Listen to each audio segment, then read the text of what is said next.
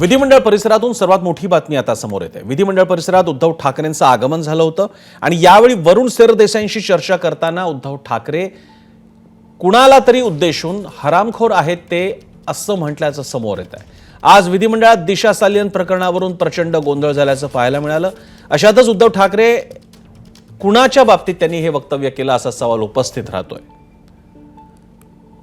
वेदांत नेब आपले प्रतिनिधी अधिक माहिती देत आहेत। वेदांत, हा प्रकार काय आहे? आपल्याला कल्पना आहे दिशा सालियन प्रकरणामध्ये भाजपचे आमदार राम कदम आघाडीवर होते सगळा मुद्दा मांडण्यामध्ये, आणि आता उद्धव ठाकरेंचं विधान येतंय, काय समजायचं तरी काय यातून?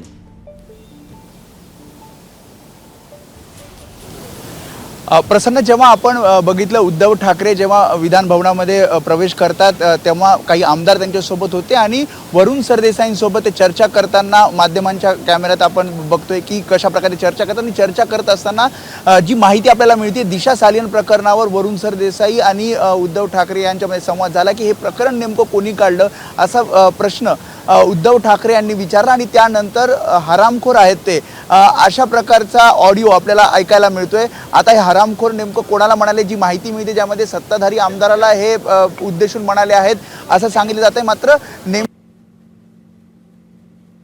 संबंधी विचारणा केली, त्यांनी सुद्धा सांगितलं की मला तो समोर आठवत नाहीये किंवा ते नेमकं कोणाबद्दल बोलले, ते पक्षप्रमुख आहेत, ते काही ते बोलू शकतात असं त्यांनी उत्तर दिलेलं आहे। मात्र आपण जेव्हा नीट हा सगळे हे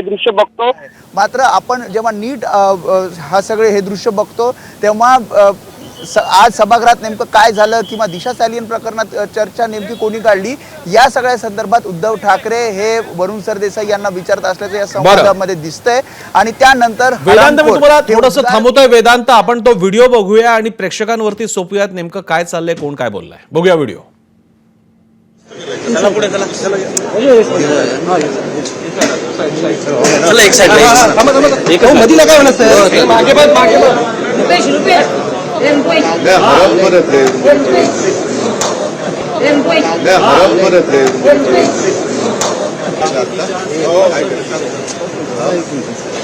चला पुढे, चला एक साइड मध्ये लगा होना सर, मागे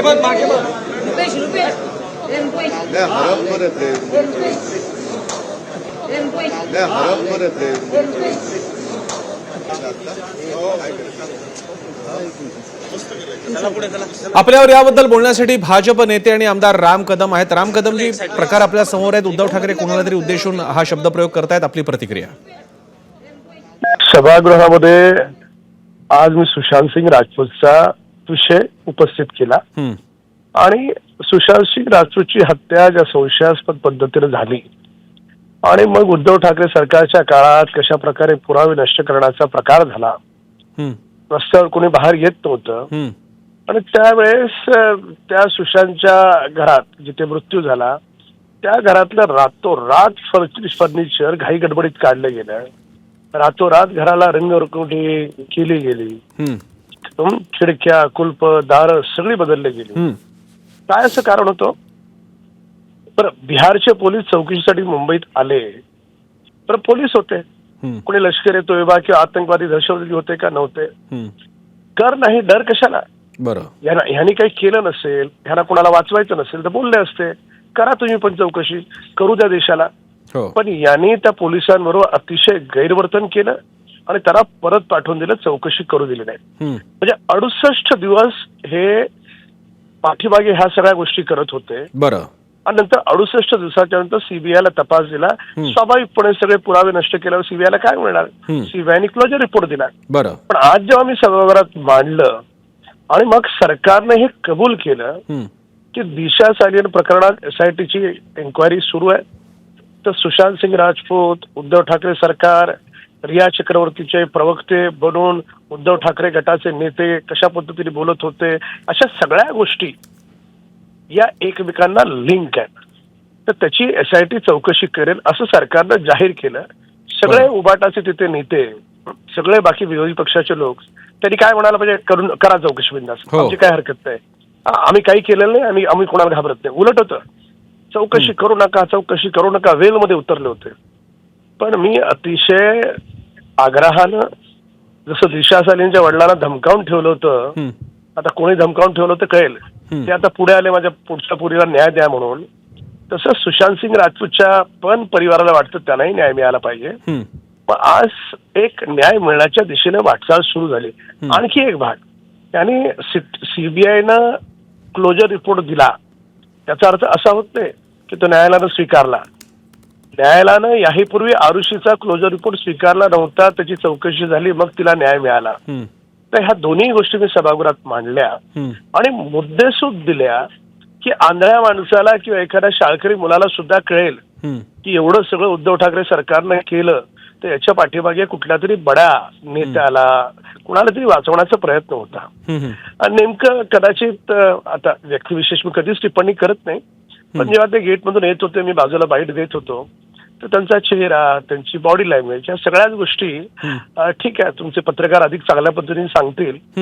पण जर समजा त्यांनी कोणाला वाचवलेलं नसेल, बरं, त्यांच्या सरकारनं पुरावे नष्ट केलेले नसतील, अशी स्थिती असेल, तर मग हा त्रागा कशासाठी, हा राग कशासाठी, हे अपशब्द कोणासाठी? जर हा राग, हा त्रागा, हे अपशब्द जर येत असतील तर मी नाही म्हणणार, मी त्यांचा आदरच करतो, सन्मानाने नेते आहेत. पण महाराष्ट्राची जनता याचा अर्थ एवढाच काढेल, कोविड काळात लोक तडफडून मरत होती, लोक रस्त्यावर येत नव्हती आणि हे सरकार त्या सुशांत सिंग राजपूतचं फर्निचर घराबाहेर काढत होतं, बरं, घराला रंग देत होतं, मग बिहारच्या पोलिसांना जुलमी पद्धतीनं परत पाठवत होतं. बरं, रिया चक्रवर्ती यांची कोण लागत होती, तिच्या बाजूनं सकाळ दुपार संध्याकाळ तिचे प्रवक्ते आहेत असं भासवून बरं, तिच्या बाजूने हे उभं राहत होतं. तर त्याच्यामुळे या सगळ्या गोष्टी जर तुम्ही एकत्र जोडल्यात तर एक शृंखला तयार होते आणि ते शृंखला संशयास्पद आहे. बरं. राम कदमजी, शेवटचा प्रश्न, तुम्हाला असं वाटतं का की उद्धव ठाकरेंनी हे केलेलं विधान भाजप किंवा भाजपच्या एखाद्या नेत्याला अनुषंगून असावं या आताच्या घटनांमुळे? नाही, मी असं काही बोलणार नाही, मी काही ज्योतिषी नाही, काय नाही. पण त्यांचा त्रागा, त्यांचा राग, त्यांचं फ्रस्ट्रेशन, त्यांचं इरिटेशन, या सगळ्या गोष्टीचे जे मानसोपचार आहेत ते व्यवस्थित त्याच्या बाबतीत ज्यांना बॉडी लँग्वेज कळते ते सांगू शकतील. पण माझं सिंपल मत आहे, तर नाही, त्याला डर कशाला असायला पाहिजे? त्यांनी उलट हसत मुखानं मीडियाला सामोरं जायला पाहिजे होतं. चांगलं झालं, पुन्हा एकदा चौकशी होते, होऊन जाऊ देत. पण तसं नाही झालं. तर मला असं वाटतं की हा एक बिंदू पुन्हा त्या पूर्ण प्रकरणात ऍड होतो, जोडला जातो, एवढं मात्र निश्चित. धन्यवाद राम कदमजी आपल्या सविस्तर प्रतिक्रियेसाठी. दरम्यान उद्धव ठाकरे नेमकं काय म्हणाले आपण पुन्हा एकदा पाहूयात या व्हिडिओतून.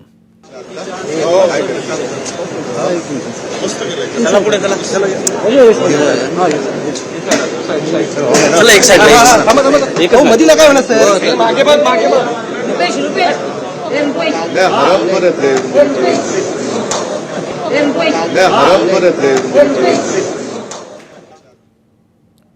दरम्यान यावर वांद्रे पूर्वचे ठाकरेंच्या शिवसेनेचे आमदार वरुण सरदेसाईने देखील प्रतिक्रिया दिली आहे, पाहूया.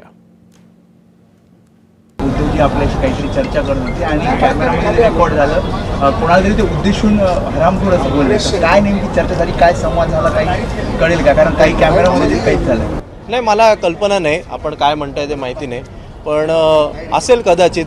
शेवटी ते काय बोलले असतील ते पक्षप्रमुख आहेत, त्यांना तो अधिकार आहे. राग व्यक्त केला, बोलताना राग व्यक्त केला, ज्याच्या कोणावर करायचं नाही केला असेल ना, त्यांना अधिकार आहे.